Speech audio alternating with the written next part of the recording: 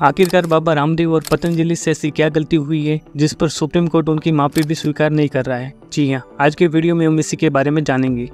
अगस्त 2022 में Indian medical association यानी IMA Patanjali के एक विज्ञापन के खिलाफ सुप्रीम कोर्ट में एक याचिका दायर करता है, क्योंकि पतंजलि ने एक ऐसा विज्ञापन दिया था जिसमें कहा था कि एलोपैथी, फार्मा और मेडिकल उद्योग द्वारा गलत फहमियों से खुद को और देश को बचाएं।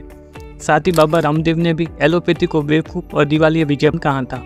इतना ही नहीं, उन्होंने यह भी दावा किया था कि एलोपैथी दवा कोविड-19 से होने वाली मौतों के लिए जिम्मेदार है। इसके बाद फिर IMA ने यह दावा किया कि पतंजलि के इस तरह के विज्ञापन के कारण कुछ लोग वैक्सीन नहीं लगवा रहे थे तो कुछ लोग वैक्सीन लगवाने से हिचकिचा रहे थे।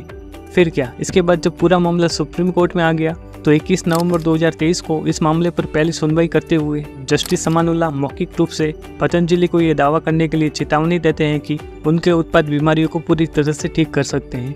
इसके अलावा प्रत्येक उत्पाद पर 1 करोड़ रुपए का जुर्माना लगाने की धमकी भी देते हैं। लेकिन अदालत में पतंजलि का प्रतिनिधित्व कर रहे वरिष्ठ अधिवक्ता साजन पोवैया कोर्ट से ये कहते हैं कि अब से किसी भी कानून का उल्लंघन नहीं किया जाएगा और इस तरीके से पूरा मामला थोड़ा सा शांत हो जाता है। लेकिन दोस्तों, सुप्रीम कोर्ट के आदेशों के बाद आखिर ऐसा क्या हुआ कि यह मामला फिर से हाईलाइट हो गया और सुप्रीम कोर्ट को इस मामले में फिर से एक्शन लेना पड़ा।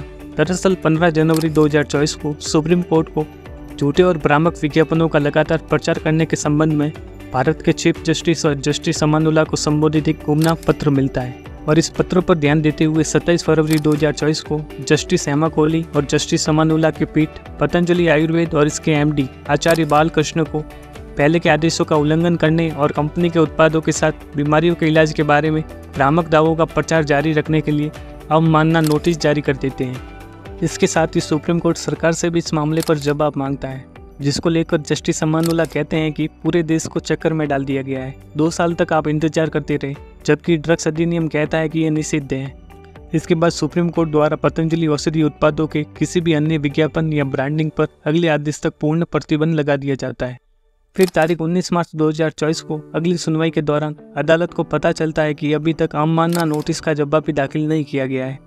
इसके बाद कोर्ट कार्रवाई करते हुए बालकृष्ण और बाबा रामदेव की व्यक्तिगत उपस्थिति के आदेश दे देता है और साथ ही कोर्ट इसमें उत्तराखंड सरकार को भी एक पक्ष बनाता है। इसके बाद 21 मार्च 2024 को बालकृष्ण द्वारा कथित भ्रामक विज्ञापनों के संबंध में सुप्रीम कोर्ट में माफीनामा दाखिल किया जाता है, लेकिन कोर्ट अब उसे खारिज कर देता है। इसके बाद ही कोर्ट द्वारा बाबा रामदेव और बालकृष्ण की कड़ी आलोचना की जाती है और उनके इस माफीनामे को सिर्फ जुबानी दिखावा बताया जाता है। इसके बाद तारीख आती है 9 अप्रैल, जब बाबा रामदेव और बालकृष्ण सुप्रीम कोर्ट से बिना शर्त के माफ़ी मांग लेते हैं और बाबा रामदेव अपनी नवंबर 2023 की प्रेस कॉन्फ्रेंस के लिए भी माफ़ी मांगते हुए कहते हैं कि मुझे इस चूक पर गहरा अफसोस है और मैं अदालत को आश्वस्त करना चाहता हूं कि इसे दोहराया नहीं जाएगा। मैं आदेश के पैरा 3 में दर्ज बयान के उल्लंघन के लिए बिना शर्त माफ़ी मांगता हूं। लेकिन दोस्तों, बात यहीं ख़त्म नहीं होती है। इस पर सुप्रीम कोर्ट कहता है कि हम इसे स्वीकार करने से इनकार करते हैं क्योंकि हम इसे जानबूझकर किया गया उल्लंघन मानते हैं। साथ ही जजेज ये भी कहते हैं कि अवमाननाकर्ताओं ने हमें हलफनामा भेजना उचित नहीं समझा। उन्होंने पहले इसे मीडिया को भेजा और कल शाम 7:30 बजे तक ये हमारे लिए अपलोड नहीं किया गया था।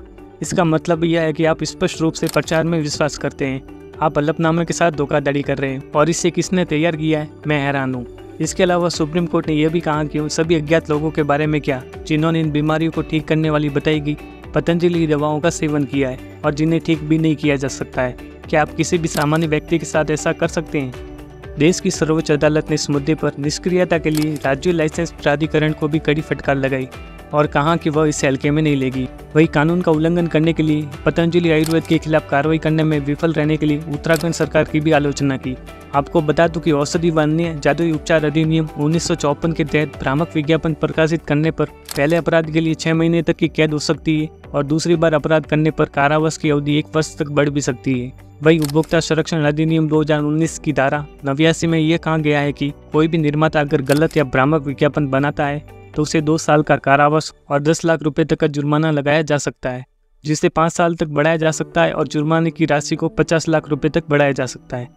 साथ ही आपको यह भी बता दूं कि हाल ही में हुई 16 अप्रैल की सुनवाई में सुप्रीम कोर्ट ने बाबा रामदेव और पतंजलि आयुर्वेद के MD बालकृष्ण को माफ़ नहीं किया है और उन्हें सार्वजनिक रूप से माफ़ी मांगने के लिए भी कहा है। इसके लिए सुप्रीम कोर्ट ने उन्हें 1 हफ्ते का समय भी दिया है।